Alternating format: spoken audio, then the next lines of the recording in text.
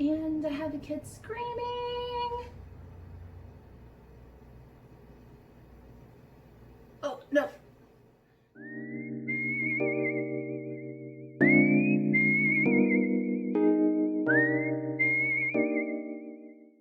Hello crafters, and welcome back to 100 Days Till Christmas Crafts. It's now 96 days until Christmas, and today we are making a leather pencil pouch roll. Let me show you what it looks like on the inside here. This is for my oldest son who loves to draw and write and can never find a pencil. So they're going to be right at his fingertips here.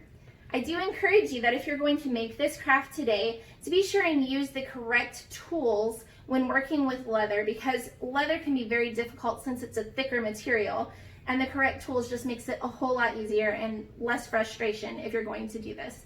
You can make this in varying sizes to hold different things. Just be sure and change my measurements according to what you need to hold.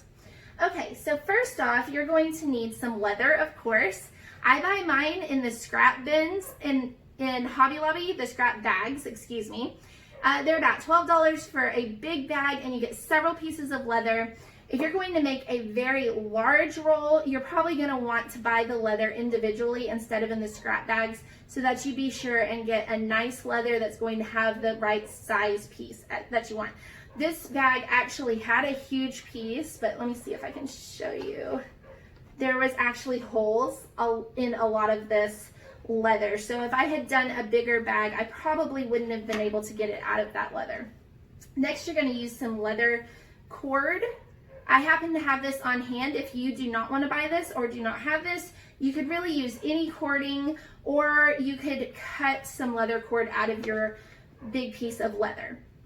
Now, this is one of the tools that really helps with leather cutting. Instead of using your scissors, go ahead and use a mat and a roller. It's going to work so much easier and give you nice crisp lines. You're also going to need scissors to cut your strings. You're going to need pencils for the inside, heavy duty machine needles. You're going to need these. If you try to use a regular needle, it's going to be very difficult to go through the leather, especially on the parts where you're doing double or even triple leather. You may want a ruler, and also, I know these are not for sewing, but I have used them in this way, some butterfly clips to hold your leather together. You're probably not going to want to use pins like you would in regular sewing projects, because once you poke a hole in the leather, it's there to stay. So I went on ahead and clipped mine together with the butterfly clips, and of course, a sewing machine.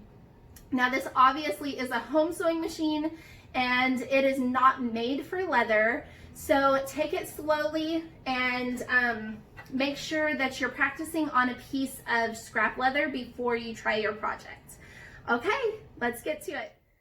I cut my leather to about 11 by 8 inches. And then taking a pencil, I placed the pencil where I wanted it to sit in the pouch and moved the leather up to that place to make this pocket. Clipped it with the butterfly clips. And I did this on the other side as well. I went on ahead and measured again with the pencil to make sure that I was straight with my pocket. I actually started the project using a couple stitches with the wheel just to make sure that the leather was going to feed through the machine properly. And then I took my time sewing this entire project because it was thicker of a material. I have this video sped up so that you can see the process a lot quicker, but I did take my time. I do encourage you to, so that you don't do something stupid like sew your finger, which I have done before. I sewed both sides of the pockets all the way up, and then I took my little butterfly clips and placed them in the positions that I wanted to make the pockets for each individual pencil. My butterfly clips were about the size that I wanted my pocket to be, so I pretty much clipped them side by side so that I'd know where to start each pocket. Something I did neglect to mention is that I'm not using an all-purpose thread. I actually used a quilting thread, which is a lot stronger. You could use an all-purpose heavy-duty thread, or a quilting or embroidery thread, or there's also threads made specifically for leather. But you are going to want something a little bit stronger than your everyday all-purpose thread. On each one of these little pockets that I made, I went ahead and sewed all the way up the project so that I have a decorative stitch, just kind of finished out the look. If you're a true seamstress, you're probably cringing watching me sew. That's okay. I just kind of do it for whatever suits my purposes. I'm not that great of a seamstress.